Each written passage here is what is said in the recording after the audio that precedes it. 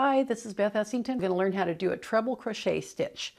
Now we've already covered a chain stitch, a single, and a half double, and a double.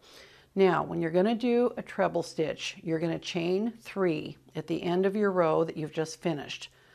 3 of these chains is kind of equivalent to about the size of a treble crochet. So that will count as your first stitch. Now you're going to wrap it around 2 times before you begin your stitch.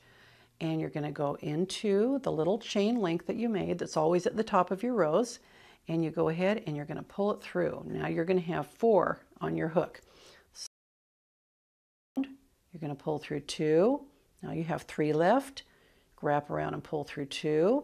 Again, it's getting taller. You're going to wrap around again, pull it through 2, and that is your treble crochet. As you can see, it's a much taller stitch than the other stitches. It's kind of fun when you do a row of each, you can compare them and see how they look. You can see your chain here, you can see your single, then you can see your half double and your double. So we're going to wrap it around 2 times, again always coming from behind. You're always going to go under your chain link there. You're going to go in, pull it through from behind.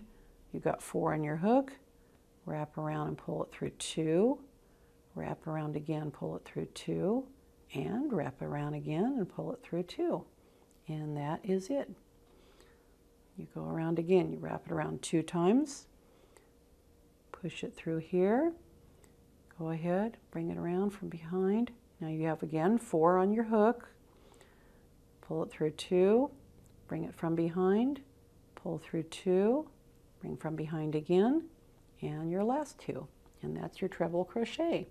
See, it's a nice tall stitch. You'll see this stitch done a lot of times in shawls and various jackets and things for women's wear. And wrap around and pull through 2 again.